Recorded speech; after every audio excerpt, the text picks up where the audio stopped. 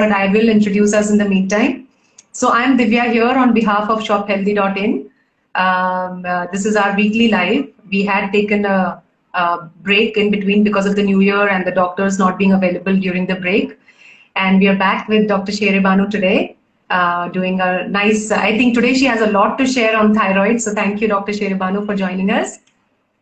Yeah, thanks, Divya. Thanks. And once again, thanks to your entire team at Shop Healthy for, giving this wonderful platform where we can share so much of awareness and information, because there are so many myths and so much confusion, going around with a lot of information. So actually, sometimes I feel bad on the plight of the patients because they don't know actually what to sieve out. Because each one sounds equally convincing, and so I just hope that this session of ours is able to bust a lot of myths and clear a lot of doubts. So I think this time, in this session, what I have actually planned is that I want to hear more from them, and I would love to break their certain ideas about the thyroid, which is like a very, very prevalent issue right now. So looking forward to a great session. Thank you. And in fact, because we reached out to all our followers, we have collected a lot of questions even offline. So while you're talking, I will be looking at my screen to get those questions answered, because some of them are abroad and they're not able to join at this time slot. We have told them they can come back and check the IGTV and YouTube as well. So yeah, I have a couple of questions, because I did the story on this on my Instagram page as well. So I've got some very interesting queries and I would really love to answer them as well. And I'm sure these kind of questions would be there in everyone who is either struggling with thyroid or who thinks would get it, or who has some near and dear ones struggling with it. Yeah, so let's get started, doctor, because we have enough people and more will join us. Can you just help us with understanding more about what are the symptoms? Maybe you want to start with how do we know whether we have a condition that we should actually go and check ourselves? Yeah. So, to begin with, Divya, first of all, I would like to just give a small insight on what exactly is the thyroid gland. So, the thyroid gland is basically medically what we call it as the master gland, the master endocrine gland, which is secreting the thyroid hormones, and which in turn are responsible for the most important bodily functions that we are able to perform, from literally from head to toe, whether you call it the brain functions, the cardiac functions, your breathing, the oxygenation in your body, your gut, like your entire digestion, your musculoskeletal system, in females, the reproductive system. So literally there is nothing which the thyroid does not control. And now just imagine if somebody is having the thyroid going out of gear, you are not looking at one symptom. You are looking at the entire body, which is going to get affected. It's just that it depends in what degree you are or a person is being affected. So you can have symptoms related to less levels of thyroid being circulated in the body or more levels of thyroid being circulated in the body. Now, when you have the thyroid hormone less in the body, okay, you land up in a condition called as hypothyroidism. Hypo, that's HYPO. Okay. Now, in hypothyroidism, because the hormone levels are going down, it's common logic that anything which is going down is going to depress your entire system. So it starts affecting your brain faculties. So what I've done, Divya, for better understanding for our viewers, I've done it like a top 10. So we have top 10 causes, top 10 effects, top 10 foods that will heal. So I'm going to do it that way. So it will make, make it a little bit more interesting for people to watch it. Yeah. And so the top 10 symptoms, I would say, of thyroid. One is when we are talking about hypothyroid is when we start from the brain, it causes sluggishness of your intellect. So the brain becomes dull. The person starts feeling very low, very depressed. And, overall, a general sense of lethargy, fatigue, not feeling energetic even when you get up in the morning, or, women getting tired towards the end of the day, or men feeling very sluggish towards the, middays and all. So that starts affecting your moods. Mm. Next is when we talk about the digestion, the entire gut becomes in a slow down mode.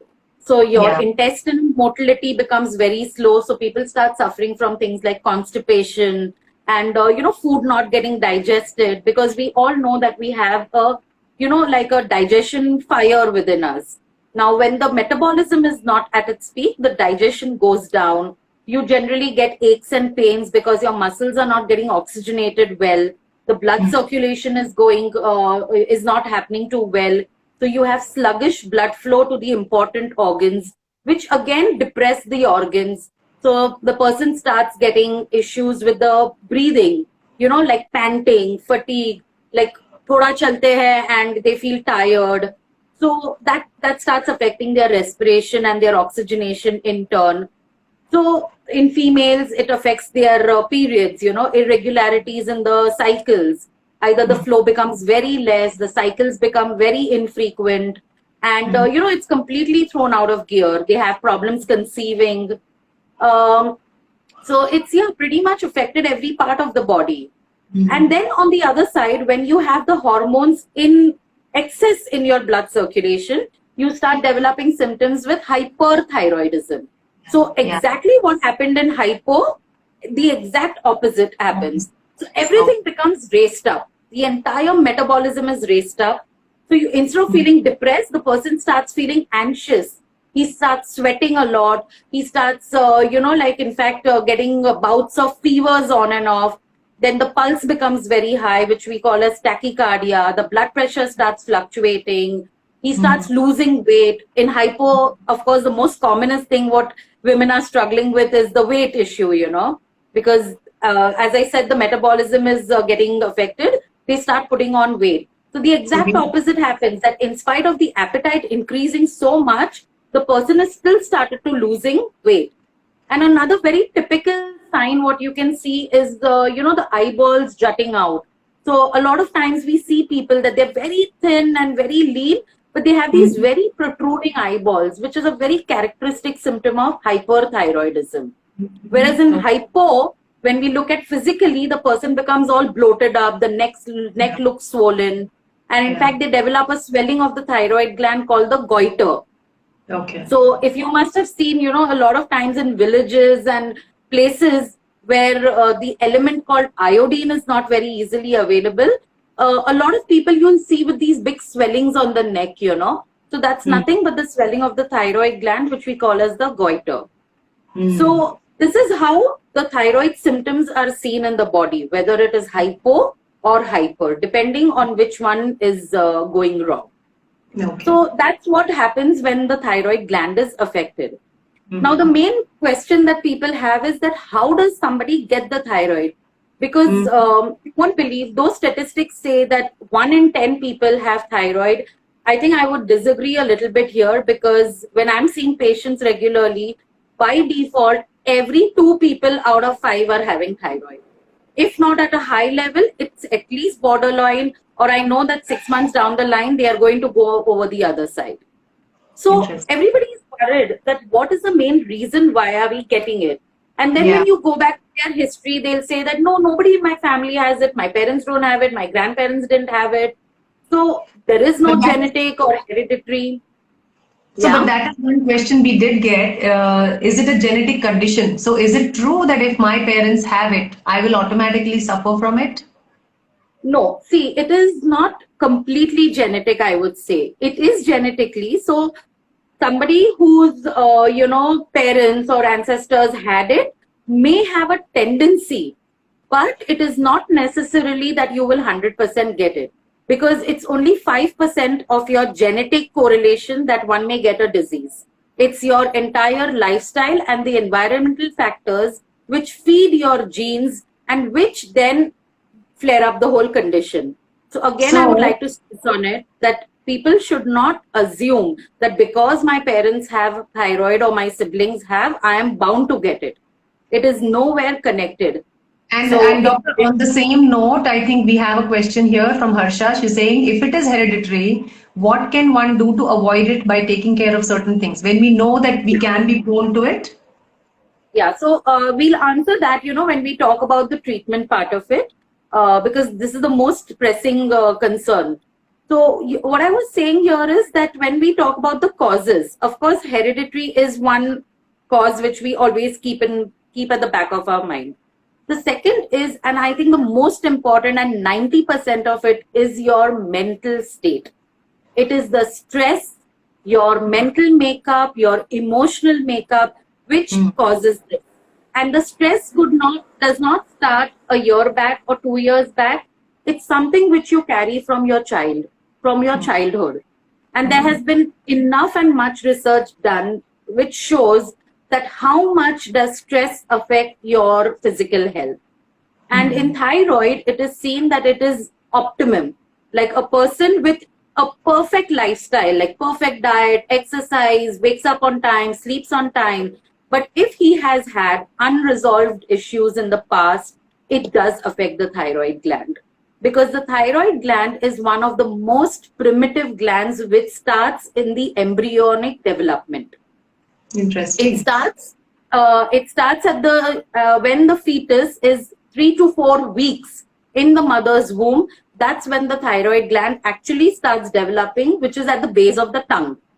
Later, Wow. at that time, it is using the mother's thyroid hormones to do its functions, like the brain development. And also, a lot of times, gynacs do recommend that if you have a little low level of thyroid, if the mother is having, please take the medication. Otherwise, your fetus does not develop well. Okay? But then, by the 18th to the 20th week, the fetus has developed its own thyroid gland and starts releasing its own hormones. It no longer needs it from the mother. So this is sometimes a little bit of a catch when the mother, poor thing, is taking thyroid hormone throughout the pregnancy. It is ideally not required. Oh, wow. Yeah. So so when I come to causes, so one we discussed was hereditary, then was the mental stress. The next is the autoimmune. So I did get a lot of questions on people asking me about autoimmune thyroid dysfunction, Hashimoto's disease. Now, again, autoimmune is not something that, okay, we can't do anything. Our body cells are only affecting my thyroid. But what made your body cells affect your thyroid? Why is your body treating your own cells as foreign or as a danger? Now, this again arises because of a leaky gut, because of a destroyed gut microbiome. That is when the immune response becomes heightened. Okay. So I'll tell you a little about what I'm talking in this gut microbiome, because this is very, very crucial. See, everybody's just looking at the effect of the thyroid, but no one knows that it's actually come from your stomach. What happens is that your gut contains millions and trillions of the good bacteria, as we all know. In fact, we have more bacteria in our body than our normal cells. Now, these bacteria also help in absorption of nutrients, in building up your immune responses, in synthesis of your vitamins, and a whole lot of process. Now, for some reason, if your gut is damaged because of the great things that we've been doing over the years, the filter which prevents the toxic substances from entering into the bloodstream gets affected. It's like, when you're pouring tea and the filter is broken, the tea particles will also go off in your tea. And those are not something very nice. The same way, these toxic substances go into the bloodstream and they start creating inflammation. Now, when your immune cell understands this as something is going wrong, it starts attacking various places. Now, whichever place looks pipped, the cells go and attack that. And thyroid is one of the common places. That's how you develop the autoimmune thyroid disorder. So again, I would like to tell my viewers that everybody who's having high levels of anti-TPO, that is the thyroid peroxidase enzyme, which is very high in autoimmune dysfunctions, just taking the thyroid hormone tablets is not going to help you. You first need to clean your gut, restore your gut, and trust me, you will not need to take those tablets henceforth. Okay. So, yes, absolutely. So a good healthy gut is going to be one main way to treat your thyroid. So this is another cause for thyroid dysfunction. So And then, can I pause? Yeah, tell me. Yeah. no. Go ahead, go ahead, And then, please. of course, you have other things like, environmental. So, when people are exposed to toxins like cadmium, lead, and other, and, like when we use plastic and all, like over the Yeah. years, of course, again, as I said, this does not happen in a year or so. But, there are families or people who generally drink water out of the plastic bottles or heat Right. food in plastic in microwaves. So Right. these release a lot of toxins, which are again dangerous for your thyroid gland. And especially when you're giving it to children, see, their Yeah. thyroid gland is still in the building phase. And at that time, when you start, bombarding it with these toxic substances, there's no other way to go. Next So, is doctor, the on this stress. note, yeah. So, can I pause and ask you one question in this case? See, Yeah. because we had it in the the viewers also asked me. So that is one question. Does it affect men and women? And the other question was, can it happen to children as well? So you just answered that it can, isn't it? Yeah. So So, yes, men and women, yes, both. But it is, it is seen that women are more affected than men because of the varying hormonal cycles the woman goes through. Because the thyroid, as I said earlier, is the master gland. Now, each time a woman undergoes some hormonal changes, the thyroid starts fluctuating its, capacity according to those changes. So that is why women are more prone to get thyroid dysfunctions. So in younger years, the puberty. Then as she grows older, the pregnancy. So pregnancy is a huge stress on the female body. So the thyroid has to accommodate itself to handle that pregnancy, handle the fetus. So that's when the changes occur. And at that mhm. time, if the woman is not able to take care of certain things, then it stays with her for life. And then What again, the about next milestone of menopause. what about children? It doesn't. So when the girls are reaching puberty, is that the time that we should be watchful? Yes, absolutely. Because that is the, from there, everything starts beginning. So that's why we talk about things like, you need to take care of preteens rather than, it's always that, start precaution rather than the cure. Prevention is better than the cure. So be watchful. Now, see, that's what I like it now, Divya, that people are much aware. So, Yeah. use of plastics, even for example, using plastic toys for children. See, a Mhm. lot of times, and then they're putting it in the mouth when teethers, children are using teethers. And see, they use teethers, and although it's a very small thing, but these Yeah. are things which go on for quite some time. Like for a good 6 months, the child is using a teether. Now, if it Right. is not made of a good quality, or if it is made out of a plastic which is, leaving the toxins in the mouth, it's enough to cause damage later. Wow. Paint, dyes, chemicals, a lot of these things do have potential toxins. So I think it would not be very right to say that children are just not affected. Of course, Mm. adults are more prone, but if we don't want these children to become adults and get thyroid, we have to start from there. Yeah. So would you want to share now about how whether it is reversible, first thing, and Yes, whether yes. it is, yeah. I think that is the main question we had, whether it can be prevented and whether it is reversible. So you are Yeah. already talking about prevention now, but share to us about the reversal things. Yeah. Yes, definitely the thyroid gland, the issues that is the, the less hormones or the more hormones, they're completely reversible. And in fact, when picked up at a right time and provided that, the patient has already not started hormone therapies and all that, I think it's the best time for the patient to adopt a very holistic lifestyle, and we can definitely control it. With homeopathy, we've got some amazing results, Divya. I cannot even tell you how fast it helps in lowering the TSH values and, getting things in control. It has even helped in reducing the anti-TPO bodies, which I mentioned earlier, which usually get, high in the thyroiditis or the autoimmune conditions. Because Mm-hmm. again, homeopathy gives a very holistic approach. It is dealing with the mental makeup of the person. So it considers the person as a whole. So since I mentioned that the stress, the emotional background of the person is very important, homeopathy works wonderfully in these kind of conditions. I mean, Wow. I would not even blink an eye before confirming this particular I know, thought. because you were sharing some case studies with me offline, right? Yeah, About the TSA reports before absolutely. and after treatment. Yeah. Yeah. So, So, and yeah.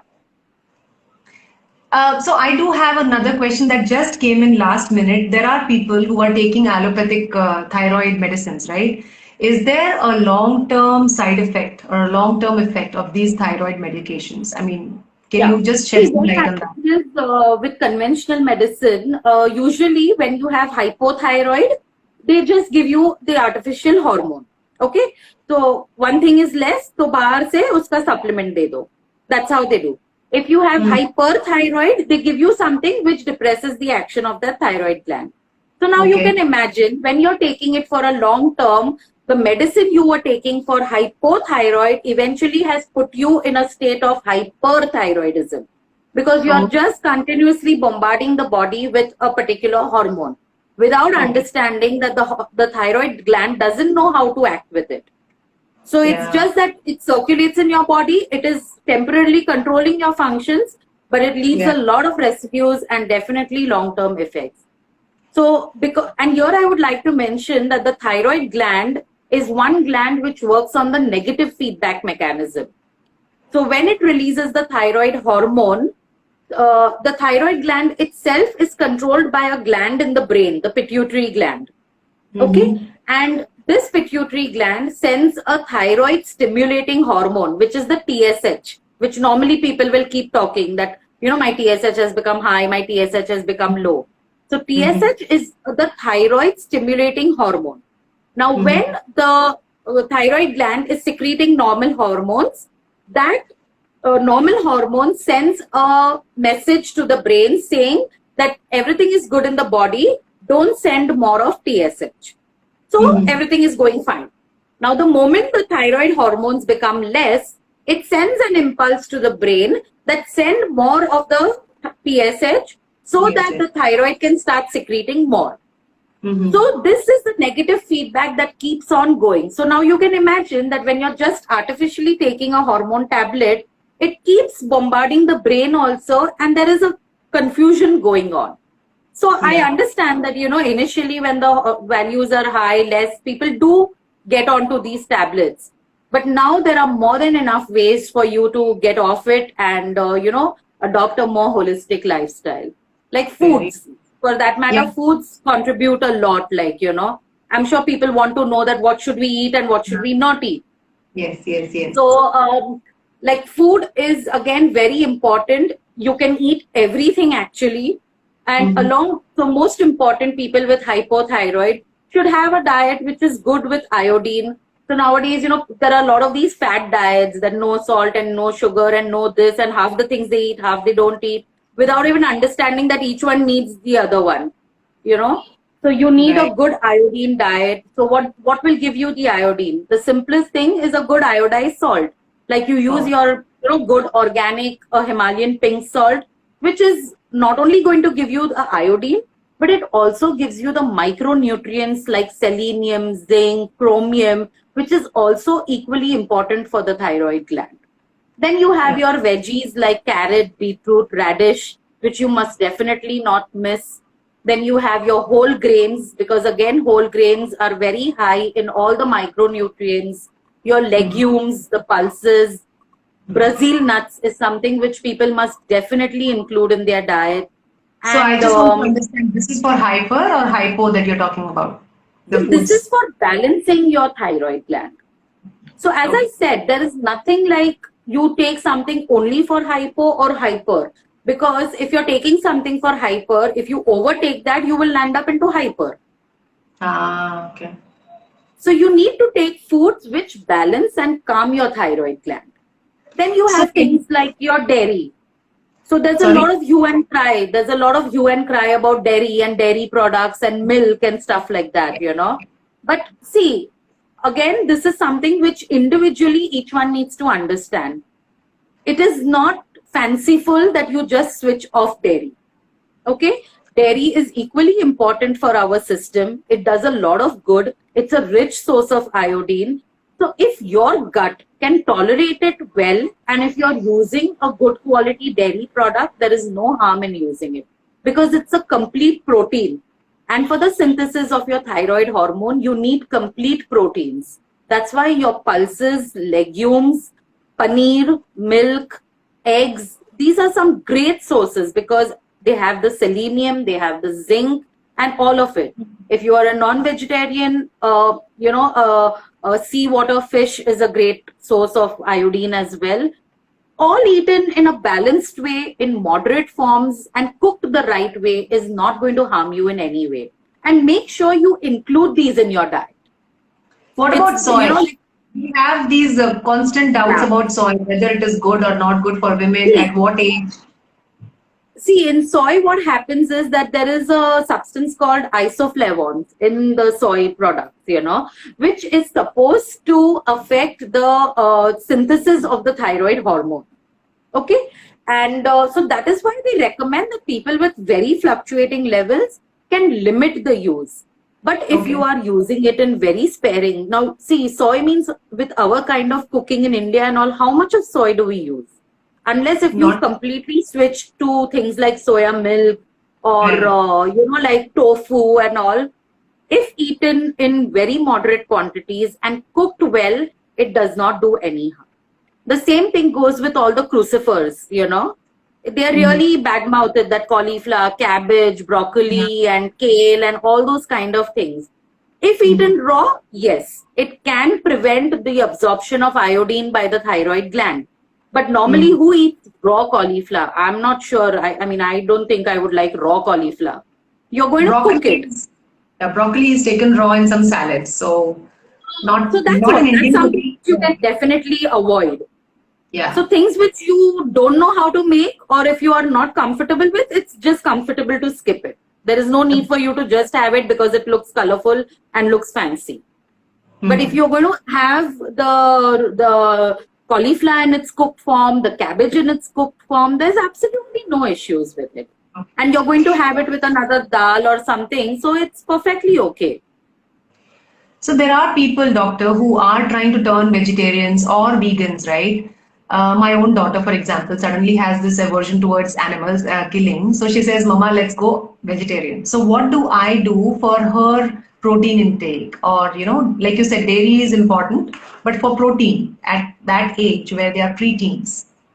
See, we are blessed to have all the pulses and legumes growing with us, So you can definitely plan out her meals in a way that you give her a pulse and a legume on a daily basis. But of course, make sure that they are cooked well, they are soaked well. Soaking is very, very important. A lot of times in our rush, we don't tend to soak even things like rice and all. But soaking is actually necessary to remove the toxins. Okay, so soaking, so a pulse, a legume is a great way to supplement her protein intake and have a quantity. Like now, see, normally when we are having dal, we are just dipping the chapati in it and having it. So how much of the dal we actually consume? Barely. So instead of that, like if she is having like half a bowl of the dal with the chapati or the rice, make sure she drinks another bowl of it as well. And make it like into a thick dal. And even the pulses, like, preferably the legumes, you can sprout them. So the sprouting will activate its, the nutrient properties, and it's more easier to digest, and it's a live food. And live food in your body is only going to give you life, nothing else. So legumes, pulses, and another very good thing is whey protein. Something that we always put down the drain. But if you use that whey protein, a glass of whey protein every day, or, you're making your own paneer or you're making your own curds, just use that. Either you can, knead your dough in that or make your vegetables in that liquid. So that's very, very good for building. Like it's a plant-based source of protein. So when you say whey protein, it's the commercially available whey protein powders, you mean, or? See, if you can get hold of a good one, then that's fair enough. Or then, as I said, like, you can just split the milk and whatever that liquid comes, that's the whey. Okay. So use it. Yeah, that's just simply that's whey. So you can, and then what you can do, another thing is, you can grind a few nuts and, you can make a malt out of it or something. So you get these whey protein drinks. Yes. You can do it with that water actually. Wow. Okay. Great. Yeah. That's a very great good. source of protein, That's very, very good to know. Thank you. Yeah. I do want to see if there are any questions. So give me a second. I think there was a comment I probably passed. Let me see if I've answered all that I had. Yes, please. Yeah, so Harsha did comment saying, yeah, she always thought that thyroid is a hereditary condition and did not notice any symptoms before or after detection. So that's very good to know. A study by Dr. Bruce Lipton. He's a stem cell biologist in the US. And he did this study by taking one cell, okay? And he cultured it and it started dividing. So now one cell divided into multiple. So obviously the genetic makeup of those cells is the same, right?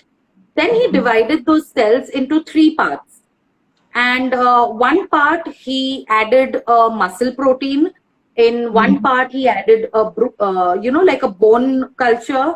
And in the next one he added a fat medium. And all the cells reacted differently. And they all showed different set of behaviors. So this itself proved that though you may have the same genetic makeup, it's your lifestyle and the environment you expose yourself to which makes the difference. So don't always blame it to the genes. It's how we treat our genes and how we feed our genes. That's very important. Yeah, that's a very good thing to remember, because I myself have been borderline thyroid, hypothyroid, and I know my mom has been taking medications for years. So when I was borderline, I was quite stressed. But I was able to manage with regular exercise and with the food, just like you were talking about. So I do it personally. And even sleep. Let's not forget sleep, which again is equally important for restoring your body. So the thyroid is a gland which, poor thing, only when it starts giving us symptoms, we think about it. We don't think about it otherwise. So sleep is one time when this gland, which is continuously working 24/7, gets its rest. So rest and restoration is as important as exercise. So sleep, helps the thyroid gland to rejuvenate, to replenish its abilities, so that it keeps pumping out the hormones very well. Another very technical point I'll add here, the sleep also releases, during your sleep time, there are certain hormones which are released. Something like an insulin, like growth factor, it's called. So that is very responsible in maintaining the health of your thyroid, and it also stabilizes your sugar. So that is why sleep is extremely critical to have a good health, and all kinds of metabolic disorders. Like, I'm sure now everybody understands the importance of sleep as well. Absolutely. And this whole autoimmune topic was also an eye-opener for me. And in fact, Divya, another thing is, I think we in India should be blessed because we are a land full of herbs and spices. So let's not overlook the benefits that we get through that. Like, things like ashwagandha is there, mulethi. These are also great sources of anti-inflammatories, and, they help in rejuvenation of a lot of organs. So people with thyroid dysfunctions can also, adopt using these kind of supplements instead of just buying other things like ashwagandha and mulethi. They also help a lot in thyroid, balancing the thyroid hormone. And spices like coriander. Coriander has a wonderful effect on the thyroid gland. Oh, wow. Who knew? That is news to me. I had no idea. Yeah.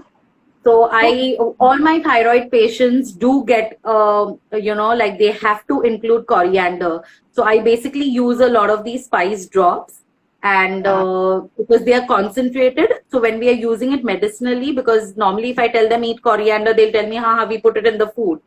But by taking it in a little bit more of an concentrated form, the effect is much better. So coriander is amazing to treat thyroid. And of course, Wow. we can't miss turmeric. Turmeric is again another anti-inflammatory spice which one must include in their diet. So, Wow. these ways, I think we have more than enough ways. And yoga, who Yoga. can I miss was just yoga going to in ask India? you. Oh my God. Like yoga has shown cases where without any sort of treatment, but just by doing these particular asanas, of course, I wouldn't want to name them here because then I don't want people to just start doing them. You should do it with a guided professional. But there are some amazing asanas which can actually help you reverse the thyroid problem. Wow. And even Okay. like things like cooking methods, Hmm. like as I said, soaking, washing, boiling, steaming, not cooking in, the non-stick cookwares. These are all Ah. subtle things which help you to maintain not only your thyroid, but an overall endocrine system. Hmm. So that is why it's very important to adopt these methods. And, like when you have young kids growing in the house, I think as parents, one must be a little mindful about these things. Yeah, And of absolutely. course, Prevention is definitely better than cure, but I yeah, think there were some questions that myths that you were talking to Bus today, right? So one myth I've understood is it is not necessarily hereditary. We can do a lot to prevent and cure it naturally as well. Doesn't have to absolutely. be a long-term medication protocol, right?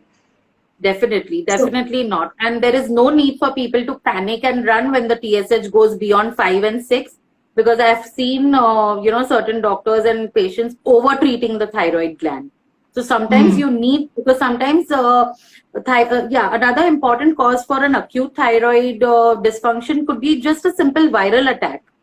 So if uh, you do a blood test when you're having a viral infection, your thyroid may show some fluctuations. So please make sure you just don't jump onto any medications for that. First, hmm, give time to your body to heal by itself, hmm, adopt the, lifestyle changes as we've discussed, and hmm, then wait and watch as to what next has to be done. Just because hmm. a friend or a family member is already taking the tablets, it doesn't mean that you need to jump into that. Yeah, And yeah, sunlight and vitamin D. Vitamin D is also another hormone which is equally responsible for a good thyroid function. So I think we've, there's enough information that why vitamin D is important for us. So one must expose themselves well for the sunlight. yeah. I know. In India, we have enough sunlight, but our lifestyles It's don't just that permit we us. have to get out. Yeah. So yeah, It's so taken for granted actually. exactly, exactly. And even yeah, even though we have all the sunlight we need. So no, Yeah. I think I learned quite a bit today. I don't know about viewers if there are any open questions still left. Guys, thank you for all your waves. I'm going to open the floor right now and see if there are any questions you want to ask. And obviously, she's available. Dr. Sherebanu is available on Shop Healthy. You can absolutely click on the health consultation tab and book a consult with her. She is also a nutritionist. So, any food related questions and concerns that you may have, she will be happy to help. Um, I had like all these questions listed out from my viewers, and I think, yeah, one thing I think you already answered this one, doctor, that once we Yeah. start the allopathic treatment, can it be stopped or reduced, right? And I believe you Yeah, kind of, definitely, can. Definitely, like conveniently. Of course, not that overnight you just stop the tablet off, but we can definitely slowly taper it off. And if they are happy to take homeopathy, that's another great way to, taper them off, make them feel comfortable generally.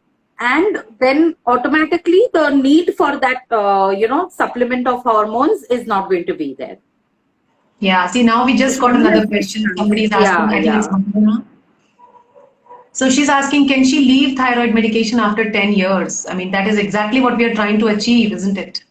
Yes, that's the whole point, that after you need not be medicine dependent. So this whole concept of being dependent on medicines for the rest of your life, that's what we want to break. So if you are courageous and bold enough to give the holistic approach a chance, I'm sure you're going to do really well. And since you've been taking it in 10 years, a lot of times we've seen that you may not even need it eventually. So just, of course, we need to understand the case in more detail as to what are your symptoms and what is happening with you right now, at what level are your hormones. So a good blood works is going to help in this case. And then we can slowly taper the medicines off. Yeah, because there are some long-term side effects as well, right? Just like doctor mentioned, continuing any And I've medication for seen people who come to me for with thyroid tablets. They're like, yeah, we're just taking it, Yeah, the doctor had told us. And when did the doctor tell you? Oh, we don't remember. Last we went sometime and he told us, and that's about it. Like, see, it may be a small thing that you pop in the morning, but then, I mean, that small thing is doing big damages. No, I know And that the doctors tell you to repeat the blood work and keep checking, but like you said, the body may get compliance, overstimulated, right? Yeah. Right. And another thing what people should make sure that they understand is that when you're taking thyroid medications, there are a lot of other things which affect its absorption. So if you are taking thyroid along with calcium tablets, then you need to keep the distance more because the calcium will not allow the thyroid hormone tablet to get absorbed. Or if you're eating a fiber-rich food, that will not allow its absorption. So though you may be, continuously taking the tablet, you may not understand that why is it not helping me. So that also needs to be kept in mind.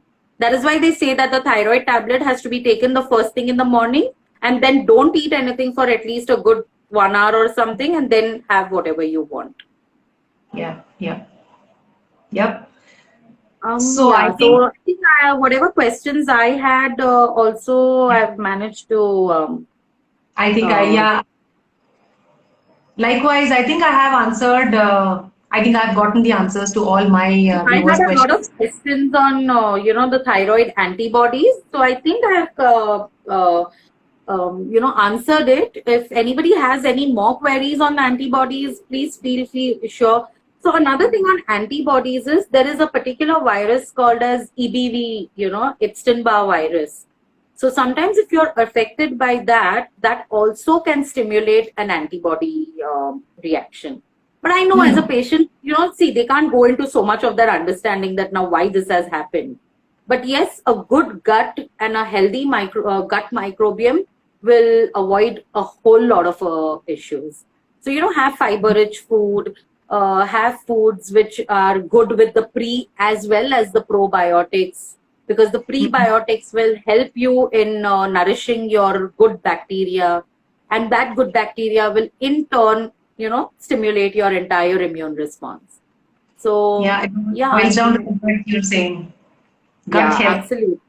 Gut health, No, because the gut has the brain, so it understands what you are trying to do with it. I know. I was reading somewhere on Instagram that we have 3 brains. I think one was the gut, one was the brain, and I forgot the other one. But yeah. Absolutely. And in fact, the brain in the gut is more active than your actual brain. So a lot of times, we say it's my gut instinct. Yeah. And that always works. Trust me. Now I know why that is called. So thank you so much, Dr. Shirevanu. Keep your gut happy. Keep your gut happy. Keep your mind and your gut and your heart happy. Yes. So on this last note, I'd like you to, I would like people who are suffering with thyroid to just have a look at, I don't have it handy here, but if you give me a minute, I can just get it. Is that okay? Yeah, please. Just give me a minute. Yeah. And while you're gone, I wanted to say, the motto that we started Shop Healthy was with eat well, feel well, and live well. So it all boils down to the gut and how we eat and how we live.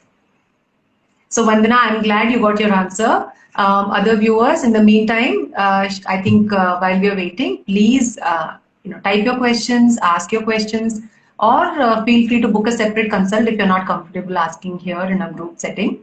And the doctor will reach out to you. So it's a very straightforward process. You just go to the Shop Healthy website, click on Health Consultation, find Dr. Shirevanu, and you book a consult. We don't mandate you to have any apps or any of that. Dr. Shirevanu will get your booking details and she will reach out to you. And you guys decide, between you and her, what is more comfortable, whether it's a video call, WhatsApp call, if it's a phone call, whatever works for you. So yeah, we're not very, hung up on apps. Yeah, you're back. So I'm back, Divya. So I want to share this with my viewers because I feel this is really helpful. You know, this is a book by Louis Hay, It's the Heal Your reverse. So can Body. you read out the name for us? It's Heal Your Body. And,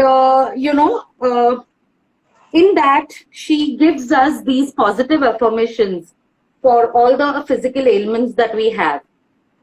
So, for the thyroid affections, what her understanding is, which I feel a lot of people with the thyroid problem will resonate, is that these are the people who feel a lot of internal humiliation, you know, Wow. and yeah. So, the understanding is that I never get to do what I want to do, and when is it going to be my turn? So, this is the problem which a lot of women face. Yes, I'm In getting goosebumps when I read this. Yes. so, you know, people who are listening to us and don't answer us or don't give us a heads up or anything, just give it a minute and think about it. Somewhere down the line, people have these emotions which are stuck into you, and then they start affecting the organs.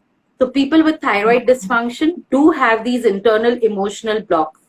So it's about humiliation, and when will that person get to do what he really wants to do?